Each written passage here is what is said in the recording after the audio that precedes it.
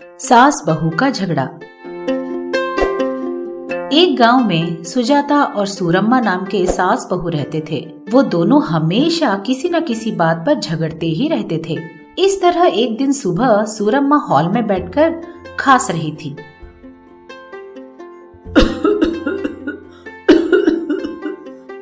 अरे ओ सुजाता, सुजाता, खास खास के लगता है मेरी जान ही निकल जाएगी। कहाँ मर गई? इस तरह वो जोर से चिल्लाने लगी। अपनी सास की आवाज सुनकर सुजाता भी खांसते हुए बोली। इस तरह वो खांसने लगी तो सूरम्मा बोली, अरे अरे, तुझे क्या हो गया? तू क्यों खांस रही है? तो क्या आप अकेली ही खांस सकती हो क्या? बेचारी आप खास खास के परेशान हो रही थी तो मैंने सोचा थोड़ा खास कर मैं ही आपकी मदद कर दूं। उसने कहा। ये सुनकर सूरम्मा दंग रह गई। अरे अरे, अपनी सास पे ही तू जोक मार रही है? अच्छा सीखा है तूने। और आप क्या कम हो? चल चल बस कर, जाकर थोड़ा पानी ले आ मेरे लिए। हाँ ठीक है। ऐसा बोलते हुए जाकर उसने ग्लास में थोड़ा सा पानी लेकर आती है। उन थोड़े से पानी को देखकर सूरम्मा बोली, अरे थोड़ा पानी का मतलब इतना भी कम लेकर आएगी क्या? आप ही ने तो कहा था ना सासू माँ कि थोड़ा सा पानी लाओ, इसीलिए मैं थोड़ा सा ही ले आई। बढ़िया काम किया। जा जाकर मेरे लिए खांसी की टैबलेट लेके आ। ठीक है। ऐसा बोलते हुए वो अंदर जाकर एक टैबलेट लेकर आई। उस टैबलेट को देखकर सूरम्मा बोली, खांसी का टैबलेट तो ले आई, अब बीपी का टैबलेट कौन लाएगा? हाँ अभी लाती हूँ। ऐसा बोलकर वो दूसरा टैबलेट भी दे देती है। उस टैबलेट को भी लेकर, अरे ये तो बीपी की टैबलेट है, तो शुगर की गोली कहाँ गई? उसने पूछा। ये बात सुनकर सुजाता को बहुत गुस्सा आया। मैं क्या आपको रोबो नजर आ रही हूँ कि आप रिमोट दबाओ और मैं कोई भी काम कर लूँ? जो भी चाहिए ठीक से एक ही बार में बताइए। मैं कितनी बार इधर उधर घूमूं? हाँ, अगर मैं ठीक से नहीं लाती तो सबको बताती हो कि मेरी बहू मेरी बात नहीं सुनती, और जब मैं लेकर आती हूँ तो ऐसे बर्ताव करती हो। इतने सालों से खूब पैसे कमाए हैं और तुम वो सब मुझ पर रौब झाड़ रही हो। अरे अरे, क्या बात है? बड़ी आवाज निकल रही है तेरी। क्या समझती है अपने आप को?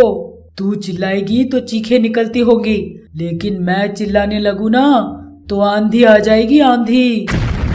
हाँ आंधी। कौवे की तरह काव काव करती रहती हो हमेशा, और कुत्ते की तरह भौ भौ करती रहती हो। इस तरह चीखने चिल्लाने से आ जाएगी बड़ी आंधी। उसने कहा। ये बात सुनकर सूरम्मा दंग रह गई। मुझे तूने कुत्ता और कौवा कहा? हाँ, और नहीं तो क्या, मैं आपसे नहीं डरती। आने दे मेरे बेटे को। तेरी हड्डी पसली एक करके तेरे हड्डियों का ना जूस बना के पी जाऊंगी मैं। हाँ हाँ, आने दीजिए। मुझे डरा रही हो आप? आपसे डरने वाला कोई नहीं है यहाँ। हाँ, मेरा भाई दुबई में है। एक फोन करूंगी ना, आकर आपकी खबर लेगा। पता नहीं क्या समझती है अपने आप को। हाँ, बड़ी आई बोलने वाली कि भाई दुबई में है। हमारे रिश्तेदार भी हैं दुबई में। हाँ, हमेशा बस बोलती ही रहती हो। मैंने तो कभी किसी को नहीं देखा। इस तरह दोनों चीखते चिल्लाते झगड़ने लगे। काफी देर से इनके झगड़े को दासू नाम का एक चोर दरवाजे के आड़े से सुन रहा था। इनका झगड़ा देखकर दास अपने मन में सोचने लगा, इन सास बहू को देखने से लगता है ये लोग रोज झगड़ा करते हैं। इस बुढ़िया ने अभी कहा कि दुबई में इसके रिश्तेदार रहते हैं। मैं ही जाकर झूठ बोल दूंगा कि मैं दुबई का रिश्तेदार हूँ और इनका पूरा घर लूट लूंगा। ऐसा सोचते हुए वहाँ से चला गया। अगले दिन सुबह अपने साथ एक बड़ा सा लगेज बैग पकड़कर सूरम्मा के घर पहुँचा। चाची, अरे ओ चाची। इस तरह वो चिल्लाने लगा। सूरम्मा हॉल में आई। कौन है बेटा? कौन चाहिए आपको? अरे चाची, आपने मुझे पहचाना नहीं? मैं दास हूँ, दुबई में रहता हूँ ना। अरे मुझे कैसे भूल गई आप? उसने कहा। इतने में सुजाता बाहर निकल गई। सुजाता को देखते ही सूरम्मा नाटक करने लगी कि उसने दास को पहचान लिया। अरे अरे बेटा, तू आजा आजा, दुबई से अभी आया क्या? देखा तूने, ये दास है, दुबई में रहता है। ये मेरे चाचा का छोटा बेटा है, मतलब मेरे बेटे जैसा है, क्या समझी? हाँ बेटा दास, वो बैग क्या इतना भरा हुआ है? चाची, उसमें गोल्ड बिस्किट, अमेरिकन डॉलर्स रखे हुए हैं। क्या कहा? सोने के बिस्किट? हाँ चाची, मैं यहाँ सोने का बिजनेस शुरू करने के सोच से आया हूँ। जाते जाते आपको 2 सोने के बिस्किट देकर ही जाऊंगा, उससे आप बड़े बड़े कंगन बनवा लेना। खुश रहे बेटा, खुश रहे। कितना सोना बच्चा है मेरा। तेरे चाचा ने भी कभी मेरे लिए सोना नहीं बनवाया। देखा तूने, ये मेरे लिए कंगन बनवाएगा, कंगन। क्या समझी? चाची, चाचा जी को शायद ये पता नहीं था कि आपके लिए कंगन बनाने के लिए 5 किलो सोना लगेगा, इसीलिए कभी कुछ कहा नहीं होगा। इस तरह वो मन में सोचने लगा। हाँ, देखती हूँ आपके लिए कंगन बनाएगा या मेरी कमर तोड़कर जाएगा, देखते हैं। तू हमेशा ना गड़बड़ की बातें ही करती रहती है। तू आ बेटे, पता नहीं तूने कब खाया होगा, तेरे लिए मुर्गी की सब्जी बनाऊंगी। ऐसा बोलते हुए दास को वो घर के अंदर ले आती है। वो दोनों जब अपने कमरे में चले जाते हैं तो सुजाता बोलती है, हाँ ले जा ले जा। ऐसा सोचते हुए वो अपने कमरे में चली जाती है। सूरम्मा दास को बिठाकर हर तरह के पकवान खिलाती है। 2 दिनों बाद फोन में बातें करते हुए दास को सुनती है। क्या कहा? इतना पैसा अभी के अभी मेरे पास नहीं है।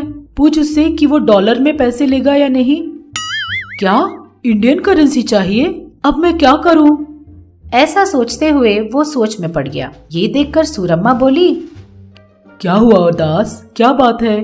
वो चाची गोल्ड का बिजनेस करने के लिए दुकान खरीद रहा था, लेकिन वो डॉलर नहीं लेगा। वो बोल रहा है कि इंडियन रुपीस चाहिए। मेरे पास तो डॉलर ही हैं। इस तरह बोलते हुए वो दुखी हो गया। दास की बातें सुनकर सूरम्मा बोली, अरे बेटा, इसमें दुखी होने की क्या बात है? कितने पैसे चाहिए? 10 लाख चाची। 10 लाख? अच्छा रुक, वो 10 लाख मैं तुझे देती हूँ। अरे चाची, आप इस सब में क्यों पड़ रही हैं?